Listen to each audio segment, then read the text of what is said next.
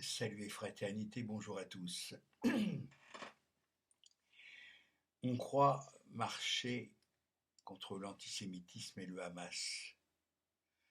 En fait, on défile pour la guerre de l'énergie. Voilà ce que déclare aujourd'hui un économiste distingué. On croit marcher, certains ont marché mais avec des arrière-pensées. C'est quand même assez étonnant, quand même, cette marche contre l'antisémitisme, en oubliant quand même une chose, c'est que les Arabes sont aussi des Sémites. Hein, c'est des Sémites aussi, comme les Juifs, comme les Israéliens. Ce sont aussi des Sémites. Ça, c'est dit. Voilà une étrange marche qui réunit des anciens nazis, ou même franchement des nazis, quoi. Hein, parce que je veux dire, je ne vois plus très bien la différence entre la droite et l'extrême droite. Voilà. Je ne. Vraiment. Où on voit finalement les policiers protéger cette manifestation, ce qui est rare, hein, une manifestation, mais à côté de ça, laisser tabasser même des juifs qui sont contre la politique israélienne. Euh, voilà, c'est un petit peu n'importe quoi. C'est vraiment n'importe quoi. Il n'y a plus d'idéologie. Si, voilà, la guerre de l'énergie, c'est la seule idéologie qui demeure. Euh, oubliée. Alors, il y a, y a deux sortes de nez. Ça n'a rien à voir avec les juifs. Deux sortes de nez. Il y a le nez de, il y a le nez de Cyrano, qui a un certain panache. Hein, euh, voilà, même s'il souffre de son nez, qui est une infirmité. Le nez de Cyrano, c'est un nez qui a du panache, qui a de la noblesse. Et puis il y a le nez de Pinocchio. Alors lui c'est autre chose, lui c'est le nez du mensonge. Hein, voilà. Alors, nous avons à la tête de notre pays, hélas, un menteur invétéré, un type qui est capable du pire, mais qui n'a pas de colonne vertébrale idéologique sérieuse. Voilà, c'est une espèce de mollusque, hélas, pourvu d'institutions particulièrement euh, présidentialistes ou bonapartistes, je l'ai déjà dit. C'est le monsieur du en même temps.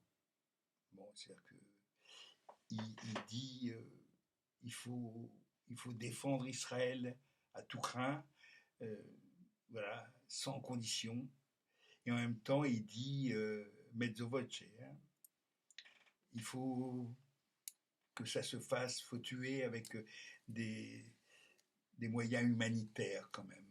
Ce qui permet à Netanyahou de lui chier dans les bottes en disant non, nous c'est un soutien inconditionnel, qu'on ne veut pas une moitié de soutien, pas en même temps. Pas en même temps. Voilà. Donc le en même temps est retoqué par Netanyahou lui-même, qui lui n'est pas en même temps. Lui, c'est franchement un facho. Voilà.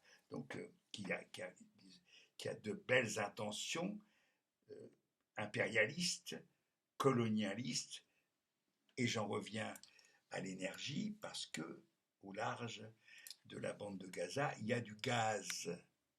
Voilà. Et comme il n'y a pas d'autre énergie fossile à Israël, pour l'instant en tout cas, on n'en a pas trouvé. Donc il y a, il y a la raison, on va dire, allez, messianique, dont, oui, évidemment, il faut un motif un peu plus sérieux, enfin plus noble.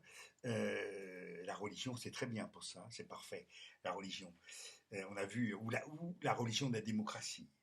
Par exemple, on va bombarder l'Irak pour restaurer la démocratie. Hein, et d'autres pays, comme ça on va instaurer la démocratie, mais surtout c'est parce qu'il y a du pétrole.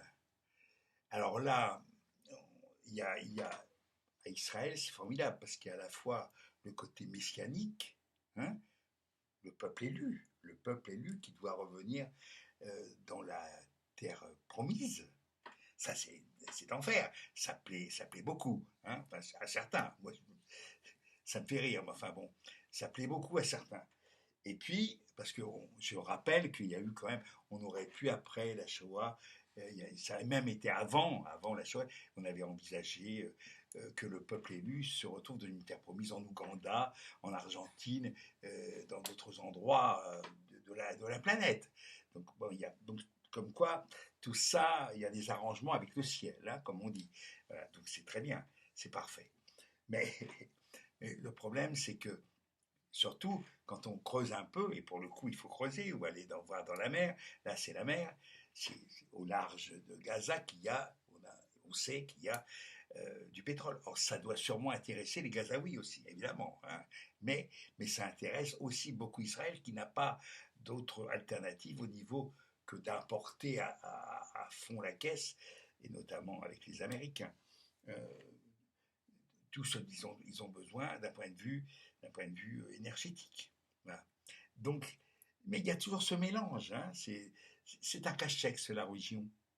Voilà. Souvent, je ne dis pas qu'il n'y a pas des véritables, il y a sûrement des véritables croyants qui croient vraiment à toutes ces choses-là.